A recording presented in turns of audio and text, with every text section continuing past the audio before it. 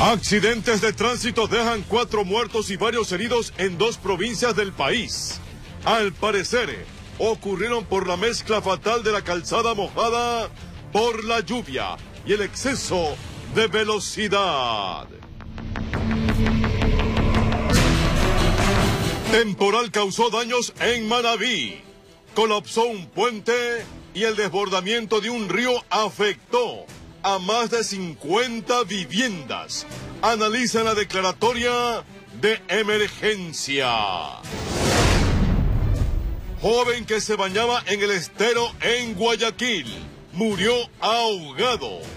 Su familia tenía la esperanza de hallarlo con vida, pero solo confirmaron el doloroso hallazgo. Enrique Ayala Mora, candidato a la Asamblea por Imbabura, fue agredido y está asilado en el hospital. Recibió golpes en la cabeza. Este jueves conozca el perfil de Jorge Glass, binomio de Lenín Moreno, del movimiento Alianza País. En lo internacional, el Ejército de Liberación Nacional liberó al excongresista Odín Sánchez. A cambio pidió la libertad de 2 rebeldes. Así empieza la noticia. Emisión estelar.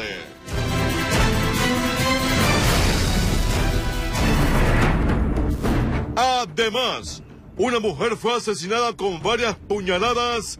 Acusan al conviviente de haber contratado un sicario para matarla.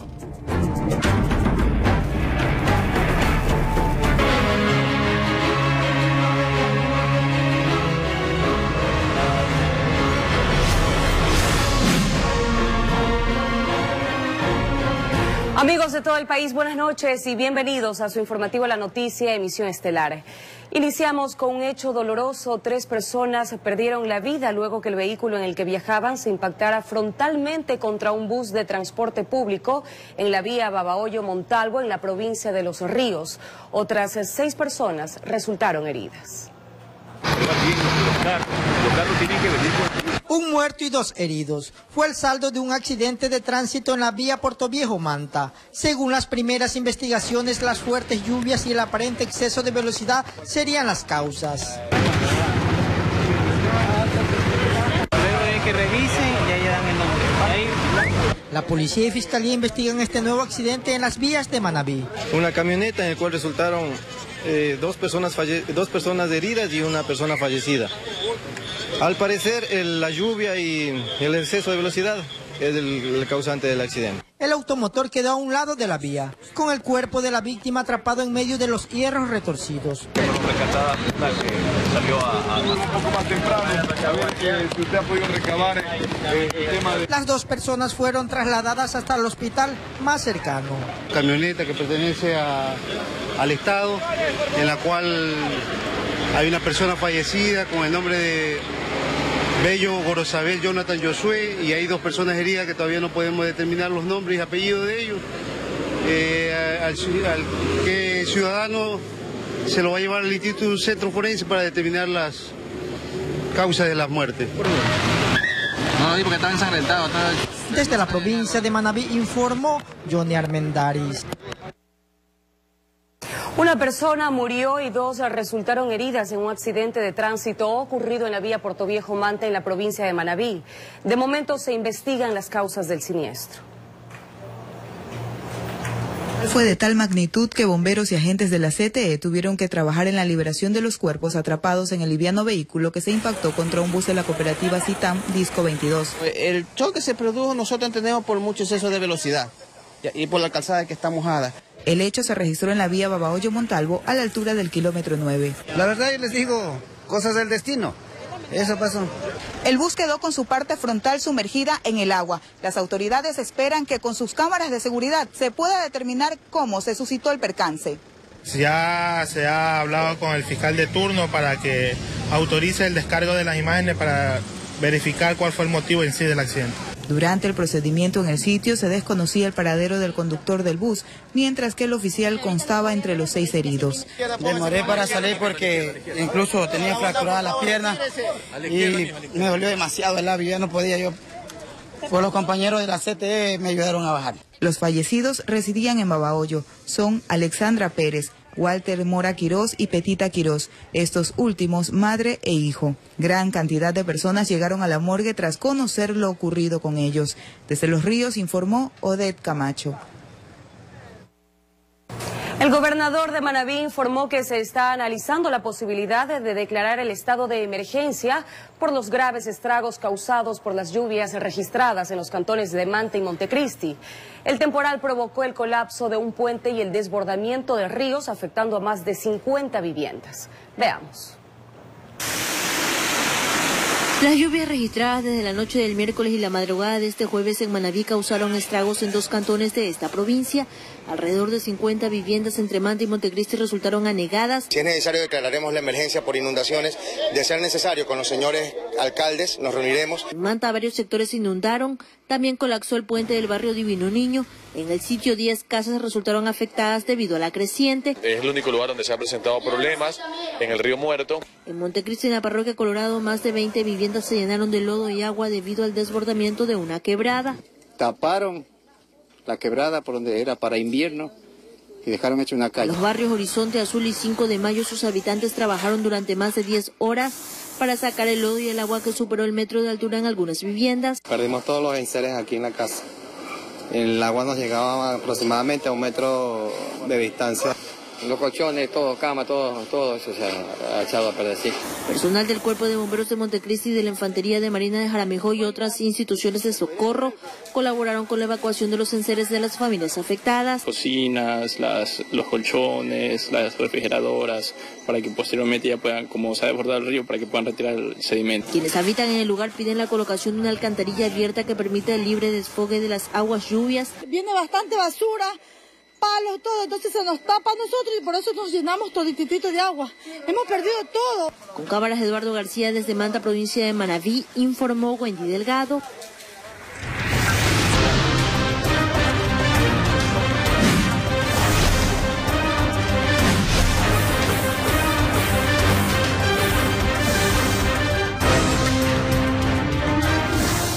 Rumbo a las urnas 2017. El candidato por la Alianza Creo Suma, Guillermo Lasso, participó de un conversatorio con la Asociación Ecuatoriana de Radiodifusión en Guayaquil.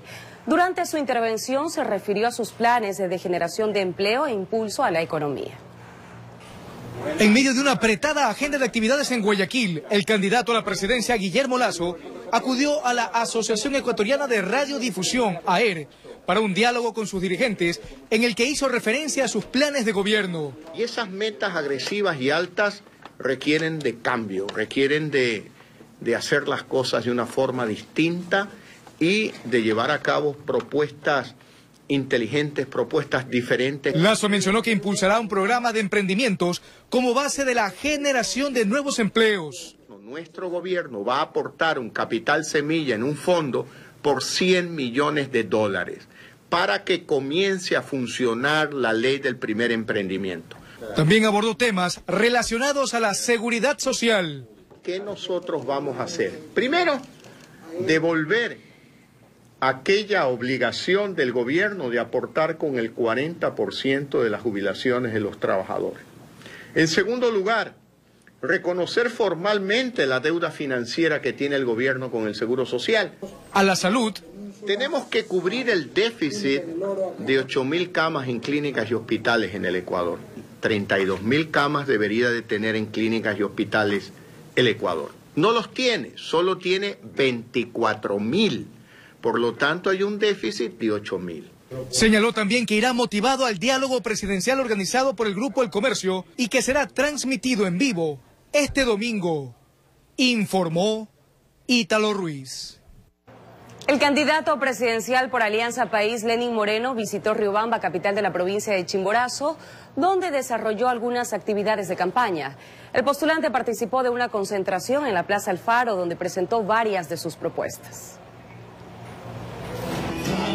Al menos unas 20.000 personas se concentraron en la Plaza Alfaro en Riobamba para recibir al candidato a la presidencia de la República por Alianza País, Lenín Moreno, quien llegó pasado el mediodía, ofreciendo para el adulto mayor. Por la desidia, por la irresponsabilidad de los gobiernos anteriores, este hermano querido va a tener una pensión mensual y seguro social sin ningún costo. Para los jóvenes anunció que fomentará un plan crediticio al 2% a 15 años plazo.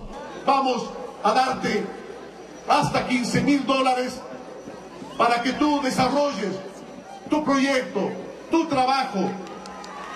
Habla de inscripciones para un plan de vivienda. El proyecto que hemos llamado Casa para Todos. Casa para Todos. Anunció además que aumentaría el bono de desarrollo humano. Se elevará desde 50 y puede llegar hasta $150 mensuales. ¿De qué depende? De la cantidad de familiares que tengas, de si tienes personas con discapacidad en tu casa o si tienes viejitos viviendo contigo. Luego de realizar una caravana motorizada, Moreno terminó su periplo en Chimborazo. Informó Darwin Altamirano. La candidata presidencial por el Partido Social Cristiano, Cynthia Viteri, visitó varios cantones de la provincia de El Oro. Durante sus recorridos, la aspirante a Carondelet ratificó sus propuestas de campaña.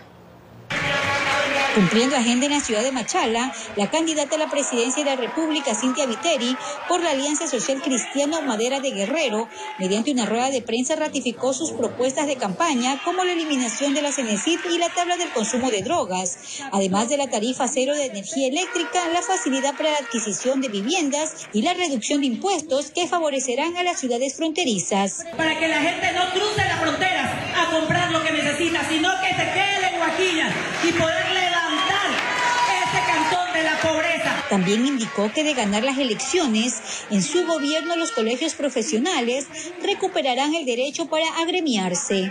Acompañada de los candidatos para asambleístas por El Oro, se reunió con dirigentes locales y luego participó de un recorrido por las principales calles de la urbe. Posterior se trasladó hasta el cantón Pasaje, donde sus simpatizantes la esperaban. Desde Machala informó Karina Valdivieso. El candidato a la presidencia por el movimiento Unión Ecuatoriana, Washington Pesantes, visitó la provincia de Loja, donde dio a conocer sus propuestas de campaña. El postulante recorrió las principales calles de la capital. El candidato a la presidencia de la República por la lista 19, Washington Pesantes, visitó la ciudad de Loja en medio de simpatizantes, dando a conocer las propuestas de campaña. Nosotros respetuosamente le decimos al país, aquí existe una opción nueva, distinta, diferente a las demás candidaturas, que está avalada por nuestro servicio al país. Recorrió las principales calles de la ciudad de Loja y medios de comunicación, visitó la iglesia La Catedral y saludó con sus simpatizantes. Ni los de hoy, ni los de antes. Aquí hay una opción con su amigo Washington Pesantes. El aval de servicio, el aval de haber transformado la institución en el que estuve a cargo, función que desempeñé desde el 2007 hasta el 2011 por concurso de méritos y oposición, habiendo creado cerca de 100 fiscalías en el país. En Loja informó Marcela Constante. El candidato presidencial por Sociedad Patriótica, Patricio Zuquilanda, recorrió los cantones de Saquicilí, Latacunga y Salcedo en la provincia de Cotopaxi. El aspirante a Carondelet presentó su plan de trabajo en caso de ganar la presidencia. El candidato por la lista 3, Patricio Zuquilanda, visitó la provincia de Cotopaxi. Su recorrido lo realizó por los cantones de Saquicilí, Latacunga y Salcedo. Ahí socializó su plan de trabajo. Frente a la estrechez de la oferta de trabajo, frente a la pobreza, frente a las limitaciones del financiamiento, el crédito, entonces eso nos conforma una situación de grave crisis. Por lo tanto, yo hago una advertencia a la sociedad ecuatoriana que hay que ocuparse rápidamente de ordenar el país. En su visita a Cotopaxi, el candidato señaló que pudo palpar la realidad de esta provincia. Esta administración de esta cárcel es una cosa caduca, anticuada. Así no se administran los centros de detención. Esto no es ningún centro de recuperación, ni mucho menos. Tenemos que armar grandes unidades industriales, artesanales, para que en esas grandes comunidades estén los presos. Informó Luis Vargas.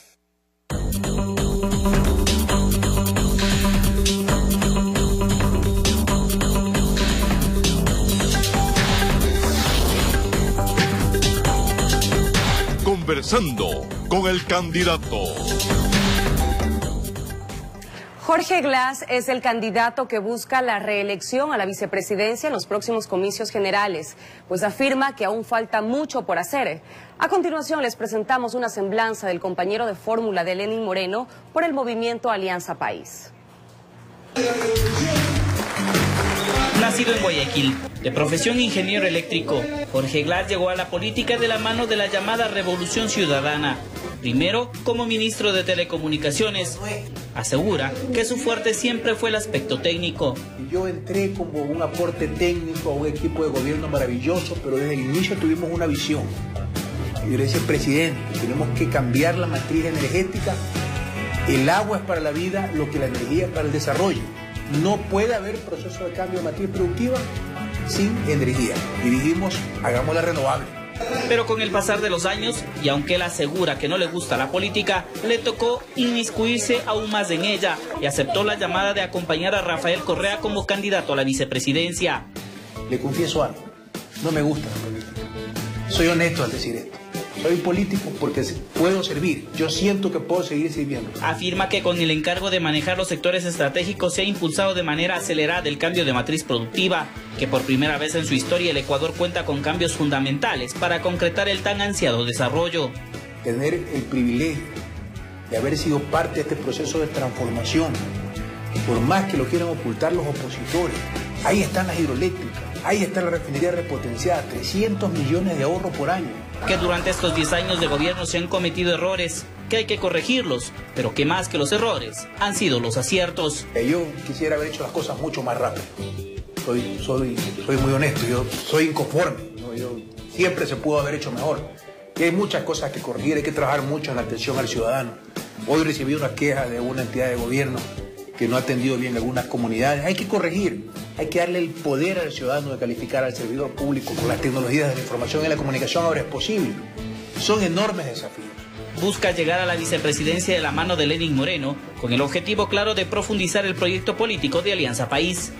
Esto es un proceso de profundización de un Ecuador que ya cambió, en donde nadie está solo y donde vamos a producir más. Es Jorge Glass Espinel, actual vicepresidente de la República, que busca su reelección en las próximas votaciones. Informó Javier Gallo.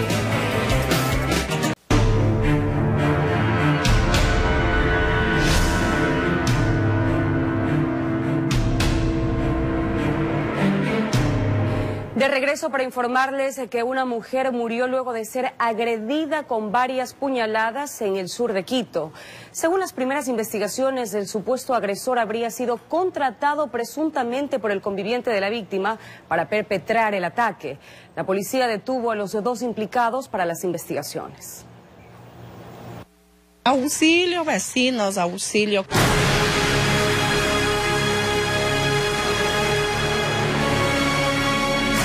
Sucedió en el barrio Nuevos Horizontes. Aparentemente un desconocido ingresó al negocio de la señora de 30 años y sin ninguna explicación la atacó con un puñal. La mujer malherida logró salir a pedir ayuda. En una ambulancia fue llevada hasta el hospital Eugenio Espejo, donde lamentablemente falleció. De la desesperación yo salí corriendo para allá y le dije, auxilio vecinos, auxilio, que le van robando. El supuesto atacante fue alcanzado por los vecinos, quienes ofuscados por la ira le propinaron una golpiza que los llevó directamente al hospital. Que una moto le ha cruzado abajo, ya en la salida de abajo. Ahí es lo que le avanzan a coger. Al ser interrogado por agentes de la DINASED, confesó que cumplía con un encargo. Supuestamente el esposo de la fallecida le contrató para que la asesine en un acto de venganza que respondería a una presunta traición. La DINASED está atrás de este caso, se está procediendo a las investigaciones. Luego de las curaciones fue detenido y sin ninguna opción incluso relató a los policías que presuntamente por acabar con la vida de Rosa María Yungán Muyo, el autor intelectual le pagó $700. Con esos datos, el esposo de la víctima, que estaba en la casa de salud, también fue detenido. Hemos logrado nosotros tener indicios importantes. El caso será investigado por las autoridades de justicia como presunto femicidio. Los detenidos son el esposo de la difunta y el supuesto autor material del crimen. Las unidades técnicas, tanto como criminalística, como DINASED, se encuentran laborando al momento en el sitio del suceso con la finalidad de recabar más indicios de importancia en torno a este caso. En el Departamento de Medicina Legal se vivieron momentos tristes. Allegados y amigos de Rosa María se abrazaban y buscaban una explicación a lo sucedido. Muchos se negaban a creer lo innegable, pero no había vuelta atrás. El presunto femicidio terminó en lágrimas que no encontraban consuelo. En Quito informó Iván Casamen. El historiador, catedrático y político Enrique Ayala Mora, quien es candidato a la Asamblea por Imbabura, sufrió una agresión cuando se encontraba en las inmediaciones del domicilio de un familiar en Ibarra. Ayala Mora permanece en el hospital mientras la policía investiga el hecho. Los familiares de Enrique Ayala Mora denunciaron este jueves que el historiador, político y catedrático habría sufrido una agresión durante la madrugada en su residencia en Ibarra.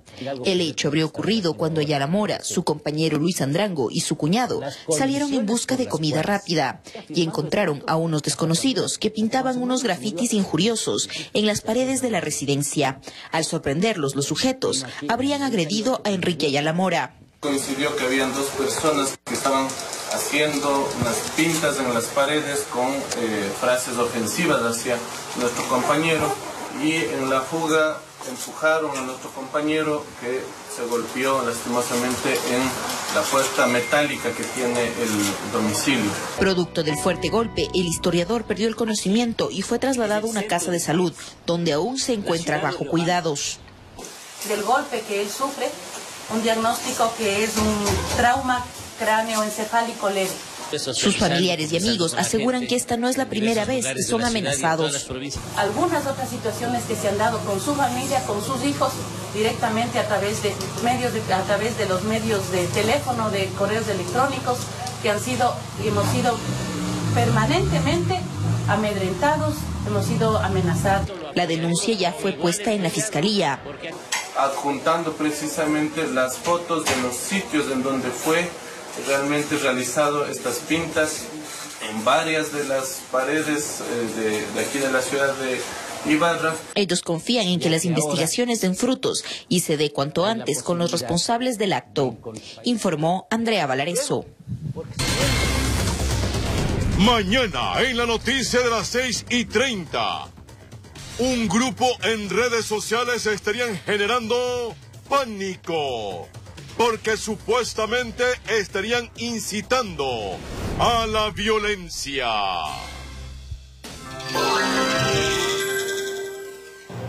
Más información, amigos. Tras su liberación, el excongresista Odín Sánchez pidió que el ELN entregue a más secuestrados. Odín estuvo en cautiverio durante 10 meses por la guerrilla. Odín Sánchez es libre. El excongresista colombiano fue puesto en libertad el jueves en la selva del Chocó tras permanecer secuestrado por la guerrilla Ejército de Liberación Nacional durante 10 meses. Su puesta en libertad, junto a la de los rebeldes Nixon Cobos y Leivis Valero, era una de las últimas condiciones para lanzar las negociaciones de paz entre el gobierno y el ELN. Hay que unirse para que obliguemos a esos diablos del Ejército de Liberación Nacional a que dialoguen, a que hablemos de paz, a que entreguen, si tienen más gente que la entreguen. Sánchez era rehén de la guerrilla desde abril pasado, cuando se ofreció un intercambio para que su hermano Patrocinio fuera liberado. El exdiputado aseguró que desconoce el monto que pagó su familia para su liberación y afirmó que durante el tiempo que pasó retenido no fue maltratado. ¿Que cómo me trataron? Yo no puedo decir que a mí me trataron mal. La verdad, mentiría si les dijera, porque quienes me tenían eran entre sí familias. En tanto, el presidente Juan Manuel Santos dijo en Bogotá que tras la liberación de Sánchez, las conversaciones entre el gobierno y el ELN, la última guerrilla en el país, comenzarán el próximo martes en Quito. El fiscal general del Estado, Galo Chiriboga, en una entrevista a la agencia AP, aseguró que ya tiene en su poder información proporcionada por Estados Unidos en torno al caso Odebrecht. Señaló que estos datos no pueden hacerse públicos por el secreto sumarial que protege este tipo de investigaciones. En entrevista desde Estados Unidos para la agencia internacional AP, el fiscal general confirmó que ese país ha entregado ya la información a Ecuador en torno al caso Odebrecht sobre los sobornos de $33 millones que la constructora brasileña habría pagado a funcionarios para obtener contratos públicos multimillonarios. Nos dieron información básica con la que estamos empezando a trabajar, dijo Chiriboga. Chiriboga también explicó que el secreto sumarial que protege a las investigaciones en Estados Unidos y Ecuador le impide identificar públicamente a los sospechosos señalados por las autoridades norteamericanas. La Fiscalía ha informado que se ha emprendido una investigación conjunta en la que participan 13 funcionarios estadounidenses y 15 ecuatorianos y que esta investigación permitirá proveer información no solo que va a dar con nombres, sino con cuentas corrientes y todas las operaciones irregulares que en este proceso se han presentado, sentenció el fiscal general. Se espera que Galo Chiriboga retorne al país con esa información en las próximas horas. Informó Javier Gallo. El presidente de la República, Rafael Correa, inauguró el complejo judicial norte en Quito. En esta infraestructura de aproximadamente 50.000 metros cuadrados atenderán el Tribunal de Garantías Penales, los juzgados primero, segundo y tercero de la familia, mujer, niñez y adolescencia y el Centro Nacional de Mediación, entre otros. Para abril está previsto la inauguración del complejo judicial del sur de la capital. Según la recopilación de información del Archivo Histórico de Manglar Alto, por el año de 1810 Manglar Alto era uno de los puertos más importantes del Ecuador. Se dice que se perdió el puerto de Manglar Alto porque no estuvo inscrito en el sistema aduanero de ese entonces. Entonces se fue absorbido por Guayaquil y por Manta. En el puerto de Manglar Alto era un puerto de gran calado, como se llama. Y pues se exportaban y se importaban artículos como paja toquilla, cacao, ganado, víveres y mucha vestimenta también.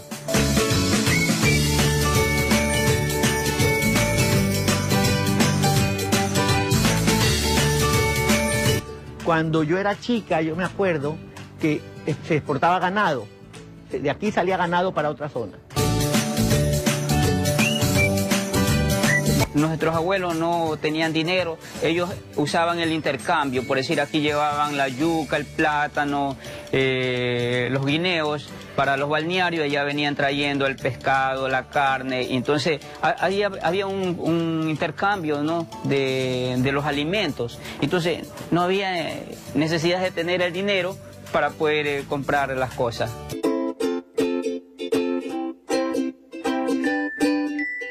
Nos encontramos en la comuna de Dos Mangas.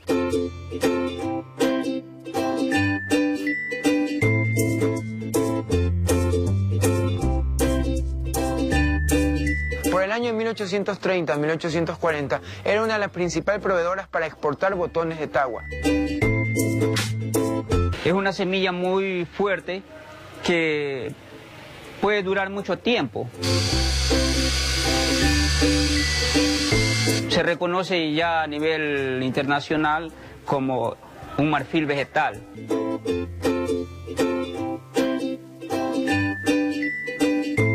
Y este es Manglar Alto nuevo, lo que se está desarrollando ahora, las nuevas hospederías, las nuevas ciudadelas, Esto sigue para atrás, vía Dos Mangas, para allá encontramos un poco más de naturaleza, más vegetación, la gente más tranquila, se puede hacer caminata, ciclismo, andar en caballo.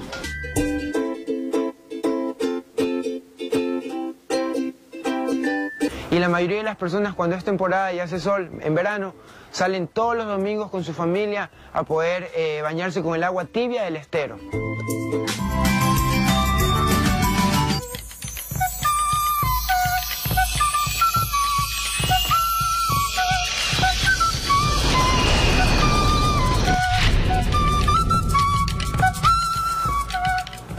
Desde tradiciones increíbles hasta experimentos científicos es lo que uno puede conocer a solo 200 metros de la capital.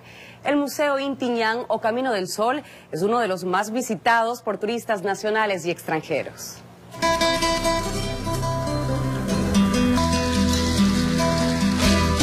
Ubicado en la periferia de la ciudad de Quito, construido en el año 1989, se ha mantenido en el tiempo como una forma de rescatar la cultura de los pueblos equinocciales y de los indígenas Lulumbamba. El director decidió mantener unas chozas desde 1875, entonces tenemos chozas originales, por eso es un museo de sitio, es un museo en donde vas a encontrar cosas originales, cosas que se destacan de haber estado en este lugar. Es que aquí se exponen costumbres y tradiciones para que perduren en el tiempo. Esta choza, por ejemplo, que es de Rita Caiza, tiene 142 años y muestra cómo vivían en ese entonces los comuneros de Lulumbamba, más conocido como San Antonio de Pichincha.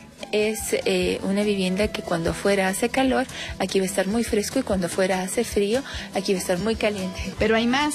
La característica del museo es que se encuentra según el código utilizado por militares estadounidenses en la latitud 0. Este tótem está representando la cultura quitucara, una cultura pre-inca. Más o menos hace 1500 años atrás tuvimos esta cultura que ya tenía conocimiento de estar en la mitad del mundo a través de la observación del sol, la luna y las estrellas. Esta cultura está representando a lo que fue antiguamente el Quito. Qui, centro, do, tierra. Quito es el centro de la tierra. Y posteriormente fuimos al Ecuador. Ecuador significa igualdad de distancia. ¿Y si no lo cree? Hay experimentos que lo prueban, como este. Justo en la línea ecuatorial el agua cae perpendicularmente, mientras que en el lado este, por ejemplo, hacia Rusia, el agua al caer gira a la derecha y en el oeste, a la izquierda. Un lugar lleno de mitos y tradiciones, pero por sobre todo, lleno de historia. Con imágenes de Omar Flores, informó Andrea Orbet. Mucha atención, los consulados y embajadas de Estados Unidos pusieron en marcha los primeros ajustes en el trámite para la solicitud y renovación de visas, luego de que el pasado 27 de enero el presidente Donald Trump firmó la orden ejecutiva para aumentar la seguridad de estos procedimientos. Entre las nuevas medidas consta que las personas que soliciten el documento o deban renovarlo cumplirán con el trámite de entrevista personal. No obstante, las entrevistas no serán necesarias para los menores de 14 años y mayores de 79. Y cambiamos de tema y les dejamos con estas tiernas imágenes que causan ternura en redes sociales. Se trata de un perro que abraza a su dueño y le acaricia la cabeza con su patita.